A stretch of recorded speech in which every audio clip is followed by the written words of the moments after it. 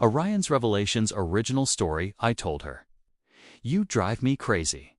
She smirked and said, Men really can't read signals, can they? Welcome back to Ryan's Revelations. Today's story is about the kind of betrayal that starts with small kindnesses and ends with devastating consequences. If you've ever wondered how easily good intentions can lead you down a path you can't return from, stay with me. This one's going to hit hard. Before we start, hit that subscribe button. These stories need to be heard, and your support makes that possible. Now, let's dive in. Hey, my name is Tyler Bennett. I'm 26, and I live in an apartment for B of the Cedar Ridge Complex, a worn brick building on the outskirts of Portland. It's the kind of place where the hallways smell like pine cleaner and microwaved dinners, where the elevator's been broken for 3 months. And nobody complains because we're all just grateful the rent's affordable. I've been here a year and a half, long enough to know which floorboards creak, which neighbors blast music at midnight, and which ones you can count on to accept your Amazon packages when you're not home. My life is simple.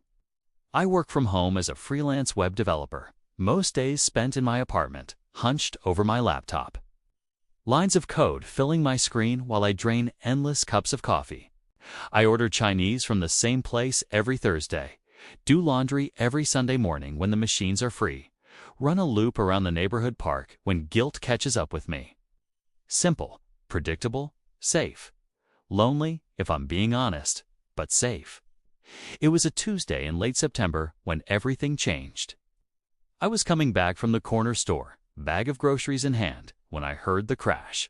Not loud, just the distinct sound of something heavy hitting the floor, followed by a frustrated sigh. I looked down the hallway and saw her for the first time. A woman I'd never seen before, mid-30s maybe, wrestling with a cardboard box that looked like it weighed more than she did.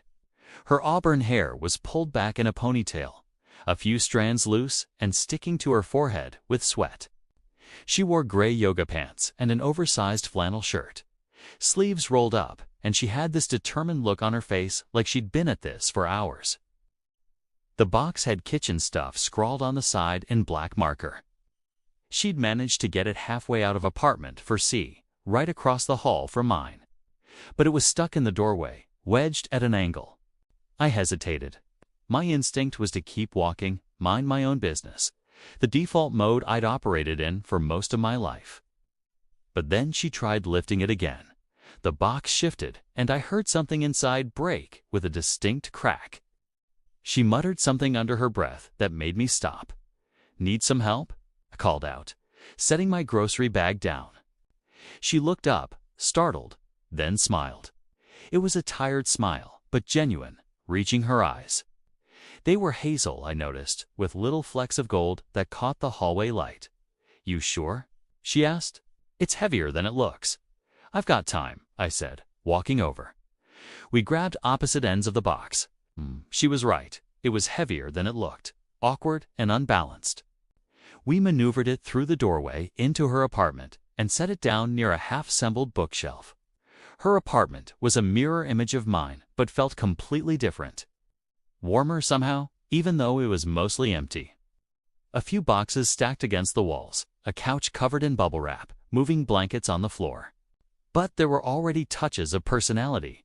A string of Edison bulbs hung over the window, a potted plant on the kitchen counter, a framed print leaning against the wall. One of those vintage travel posters for Big Sur. I'm Ava, she said, wiping her hands on her jeans. Ava Morrison. Just moved in yesterday. Tyler Bennett, I said. 4B, right across the hall. Well, Tyler Bennett from 4B, you're a lifesaver. I owe you one. She pushed a strand of hair behind her ear. You want some water? Coffee? Key? I think I have coffee somewhere in these boxes. Water's fine, I said, even though I wasn't particularly thirsty. Something about her made me want to stay, just for a minute longer. She found 2 bottles of water in a cooler, handed me one. We stood there in her kitchen, leaning against the counter, and talked. Small talk, mostly. where she'd moved from Austin. She said, "My job. How the building's heater makes weird noises at night." She laughed when I mentioned it, said she'd noticed that too. Thought something was wrong until her downstairs neighbor told her it was normal. I left after 10 minutes, told myself I was just being neighborly. That's what you do when someone moves in, right? You help, you're polite, you move on. But the knocks kept coming. The next evening, she was at my door. "Hey, sorry to bother you," she said, looking a little embarrassed. "My internet isn't working, and I have a deadline tonight. You wouldn't happen to know anything about routers, would you?" I did. Spent 20 minutes in her apartment, resetting the router, checking the cables, fixing her Wi-Fi password that she'd set up wrong. She sat at her kitchen table the whole time, laptop open, working on some design project, thanking me every few minutes like I was performing surgery instead of basic tech support. When it was fixed, she offered to make dinner. "Nothing fancy," she said, "just pasta." "But it's the least I can do." I should have said no. I had work to do, code to debug, a client call in the morning, but I said yes. And the pasta was good, and the conversation was easy, and I didn't leave until almost midnight. 2 days later, it was a leaky faucet. 3 days after that, a smoke detector that wouldn't stop beeping. Then it was help moving furniture, then assembling that bookshelf, then figuring out why her oven wasn't heating properly. Each time I told myself it was nothing, just helping out a new neighbor who didn't know anyone in the building yet. She was friendly, appreciative, easy to talk to. That was all. My friend Derek didn't buy it. We were on a video call, debugging some code together, when I mentioned I'd spent Sunday afternoon helping Ava hang curtains. "Dude," he said, grinning through the screen. "She's not asking you to hang curtains. She's asking you to hang around. She's just new to the building," I said. "Doesn't know anyone else." "Right?" Derek said, still grinning. Keep telling yourself that. I did, for a while. But by the end of that first month, I knew things about her. I knew she worked as a freelance graphic designer, took her coffee black with 1 sugar, listened to old jazz records while she worked. I knew she bit her lower lip when she was concentrating, that she had a small scar on her left hand from a camping accident when she was 12. That she laughed at her own jokes before she finished telling them. And I knew, somewhere in the back of my mind, that this was becoming something more than neighborly help. One Friday night, I was heating up leftover pizza when she knocked. 3 soft taps, the pattern I'd come to recognize. I opened the door and she stood there in an oversized sweater and leggings, hair down around her shoulders, holding a bottle of wine. "Movie night," she said, smiling. "I've got popcorn and 0 plans." We ended up on our couch watching some thriller neither of us had seen. The wine bottle between us, popcorn bowl balanced on the armrest. Halfway through, she fell asleep, her head tipping onto my shoulder. I didn't move. I sat there, barely breathing, feeling the weight of her against me. Wondering when exactly I'd crossed the line from helpful neighbor to something I couldn't quite name. The weeks blurred together. Coffee in the mornings, sometimes at her place, sometimes at mine. Movie nights that stretched past midnight. Cooking together, her teaching me how to make proper risotto, me showing her my grandmother's recipe for pot roast. Long conversations on her couch about nothing and everything. Her work, my work, childhood stories, dreams we'd given up on, dreams we were still chasing. This story is brought to you by Ryan's Revelations, where secrets don't stay buried. It was late November, almost 2 months since she'd moved in, when everything shifted. We were on her couch again, some documentary playing that neither of us was watching. She was curled up next to me, my arm around her shoulders, her hand resting on my chest. It felt natural, like we'd been doing this for years instead of weeks.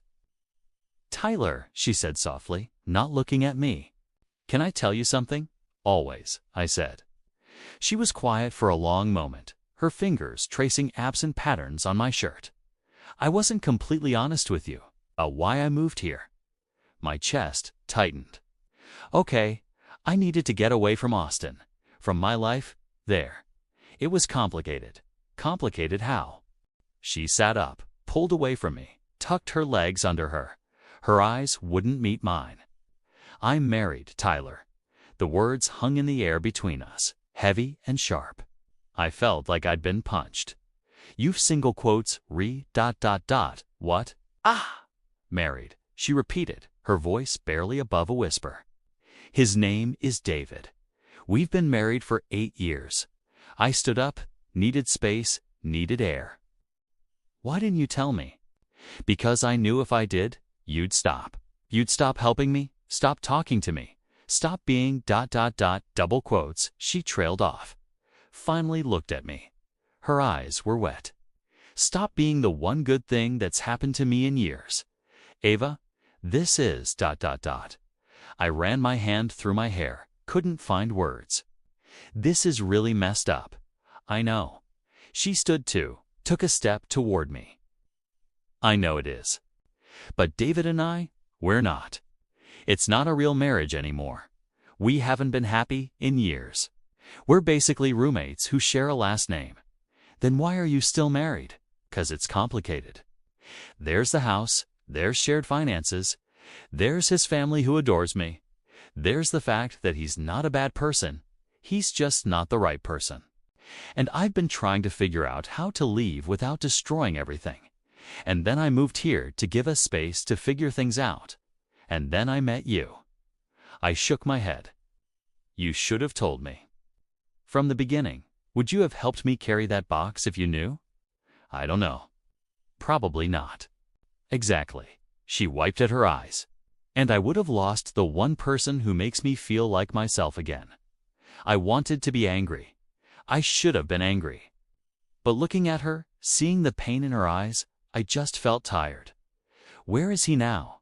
David. Still in Austin.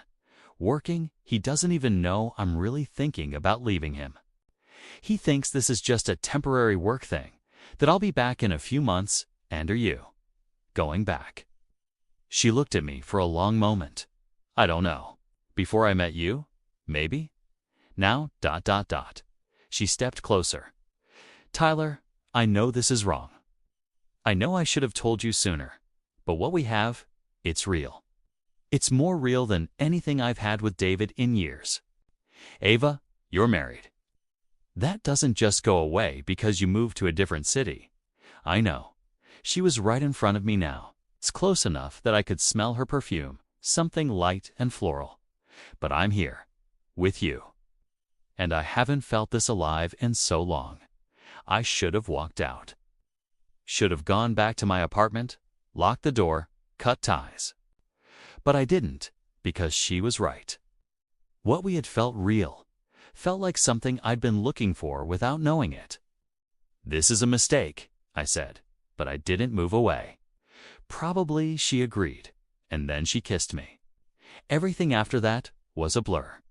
We fell into it, the affair, though we never called it that. She'd come to my apartment after her design calls. We'd order takeout and pretend we were just two normal people without complications.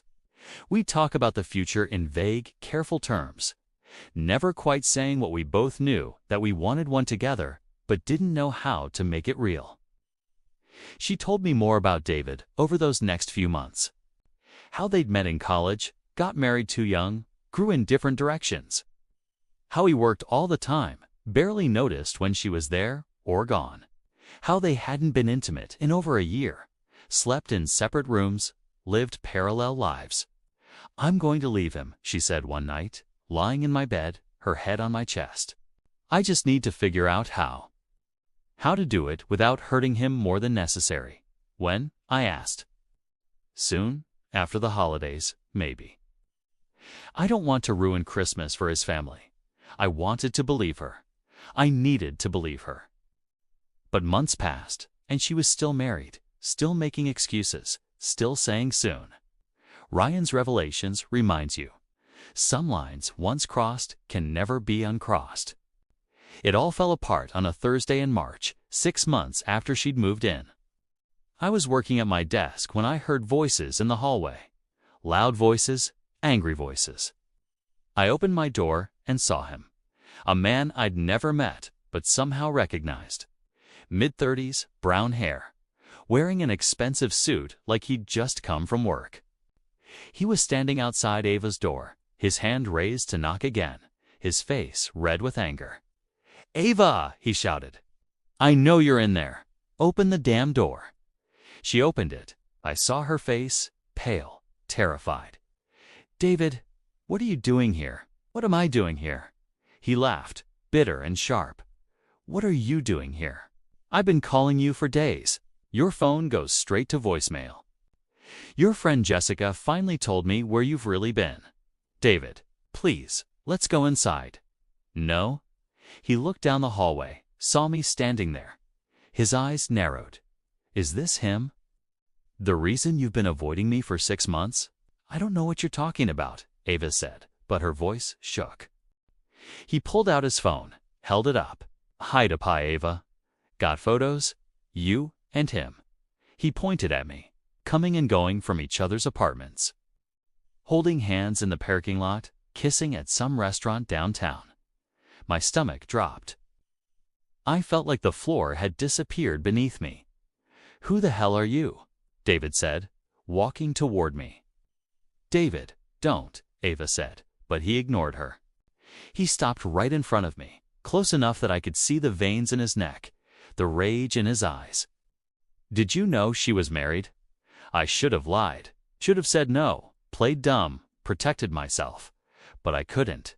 "Yes," I said quietly. "She told me." "When?" "2 months after we met." He laughed again, that same bitter sound. "So you knew. You knew she was married and you didn't care." "It's not like that." "Then what's it like?" He stepped closer. "Explain to me how sleeping with another man's wife is not exactly like that." I had no answer, because he was right. "David, this isn't Tyler's fault," Ava said, trying to step between us. "This is between you and me." "Oh, I know exactly whose fault this is," David said, not taking his eyes off me. "Both of you." He turned back to Ava. "I came here to try to save our marriage. I thought maybe we could work through this. But looking at you now, seeing how you've been lying to my face for months, ... Double quotes, he shook his head. "We're done. My lawyer will be in touch." He walked back toward the stairs, stopped, turned around one more time. "You two deserve each other. Because when she gets bored with you, and trust me, she will, she'll do the same thing to you that she did to me." Then he was gone. Ava stood in her doorway, crying, her hands over her face. I didn't know what to do. Didn't know what to say. So I just stood there, feeling like the worst person in the world. "Tyler," she said through her tears. "I'm sorry. I'm so sorry. You should have told me sooner," I said. "You should have been honest from the start." "I know. I know, but I was scared. Scared you'd leave. Scared I'd lose you." "Well, you've lost him now," I said. And I didn't mean it to sound cruel, but it did. "Isn't that what you wanted?" She looked at me, hurt flashing across her face. "Not like this. How did you think it was going to happen? Did you think he'd just quietly disappear? Sign the papers and wish you well?" "I thought ... double quotes," she trailed off. "I don't know what I thought." I went back to my apartment, closed the door, sat on my couch in the dark. My phone buzzed almost immediately. "Derek." "Dude, what the hell happened?" "Your neighbor just called me crying, said something about her husband showing up." "It's over," I said. "Everything's over." The next few weeks were a nightmare. Ava tried talking to me, leaving notes under my door, texting me, knocking late at night. But I couldn't face her. Every time I saw her, I saw David's face, heard his voice, felt the shame wash over me again. She moved out at the end of March. I heard her through the walls. Packing boxes, the same sounds I'd heard when she moved in 6 months earlier. I almost knocked on her door, almost went to talk to her one last time, but I didn't. The day she left, I found an envelope taped to my door. Inside was a note, handwritten on cream-colored paper. "Tyler, I know I messed everything up. I know I hurt you, and I hurt David, and I hurt myself. You deserved better than what I gave you: honesty, transparency, a real chance. I convinced myself that because my marriage was already broken, it didn't count as cheating. But it did. And you got caught in the middle of my mess. I'm sorry. Polly, I'll always be sorry. You were the best thing that happened to me this year, and I ruined it. I hope someday you can forgive me. Even if I can't forgive myself. Ava, I read it twice, then put it in a drawer. I couldn't throw it away, but I couldn't keep looking at it either. Apartment 4C stayed empty for 2 months. Eventually, a college student moved in, a kid who played video games too loud and never said hello in the hallways. The building went back to being what it was before, just a place to live, not a place that felt like home. I heard through mutual friends, the few we'd made together at the coffee shop down the street, that Ava and David's divorce was finalized in August. It was messy, apparently. He got the house. She got some money and a lot of guilt. I also heard she moved to Seattle, started over. Again. And me? I'm still in apartment 4B, still working from home. Still ordering Chinese every Thursday and doing laundry every Sunday morning. But now the hallway across from my door is just a hallway. The knock I used to listen for doesn't come anymore. Some nights, when I can't sleep, I think about how it started. The box of kitchen stuff, the broken internet, the leaky faucet. All the small excuses she used to get close to me. I wonder, was any of it real? Did she actually need help? Or was it all just a game, a way to feel wanted while her marriage fell apart? I don't know. I'll probably never know. What I do know is this: loneliness makes you vulnerable. It makes you ignore red flags you should see. Accept explanations you shouldn't believe. Cross lines you know better than to cross. I knew she was married. I knew it was wrong. But I was so starved for connection, for someone who saw me, that I convinced myself it didn't matter. It mattered. Betrayal isn't just what you do to someone else, it's what you do to yourself. It's looking in the mirror and not recognizing the person staring back. It's knowing you chose temporary comfort over doing the right thing. I betrayed David, a man I never met, whose life I helped destroy. I betrayed myself, my values, the person I thought I was. And Ava betrayed all of us, including herself. The affair taught me something. There's no such thing as a victimless betrayal. Someone always pays the price. In this case, everyone did. A year later, I'm 27 years old, still in the same apartment. Still alone, but it's a different kind of alone now. Not the hopeful loneliness of someone waiting for connection, but the heavy loneliness of someone who had it and lost it and knows it was his own fault. I don't date, can't bring myself to. Every time I meet someone, I wonder what secrets they're keeping, what they're not telling me, what I'm not seeing. Trust is a funny thing. Once you break it, once you see how easily it can be shattered, it's hard to believe in it again. Apartment 4C has had 3 different tenants since Ava left. None of them knock on my door. None of them need help with anything. And that's fine. That's safer. That's what I deserve. Sometimes I take out her note, read it again.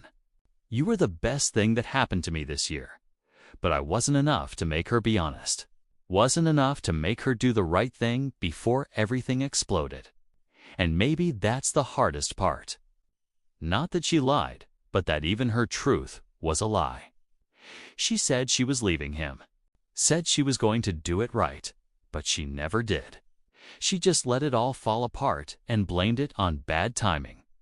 I wonder if she thinks about me, if she regrets how it ended, if she's found someone new in Seattle to help her with broken appliances and offer her uncomplicated affection. I hope she hasn't, not because I want her to be unhappy, but because whoever he is deserves to know what he's getting into. Deserves the honesty I never got until it was too late. The hallway is quiet now. No knocks. No laughter through thin walls. No smell of coffee and vanilla and possibility. Just the sound of my neighbor's video games and the heater rattling at night and my own footsteps echoing when I come home. I tell myself it's better this way, cleaner, simpler, safe. But some nights, when the loneliness gets too heavy, I think about that first day. The box she couldn't carry. The smile she gave me when I offered to help. And I wonder what would have happened if I just kept walking. If I'd stayed in my lane, stayed safe, stayed alone, would I be happier? Probably not. Would I be less broken? Definitely. The difference between those two things is the lesson I'm still learning. A message from Ryan's Revelations. Tyler's story is a reminder that betrayal comes in many forms. Ava betrayed her husband by having an affair. Tyler betrayed his own values by participating in it. And both betrayed themselves by believing that something built on deception could ever lead to happiness. Was Tyler a victim? In some ways, he was lied to, but he also made a choice. He knew she was married and chose to continue anyway. That's on him. Was Ava justified? No. If her marriage was truly over, she should have ended it before starting something new. Instead, she chose the coward's way, keeping one foot in each world until the decision was made for her and David. He was the real victim here. A man who came home to find his wife had been living a double life for half a year. The lesson: if someone will cheat with you, they'll cheat on you. And if you help someone cheat, you're just as guilty. There are no shortcuts to happiness. You can't build something real on a foundation of lies. Subscribe to Ryan's Revelations for more stories about the complicated, messy truth of human relationships. Drop a comment. Was Tyler a victim or an accomplice? Could this relationship have ever worked? New revelations daily at 6 p.m. EST. Ryan's Revelations, where secrets come to light. The end.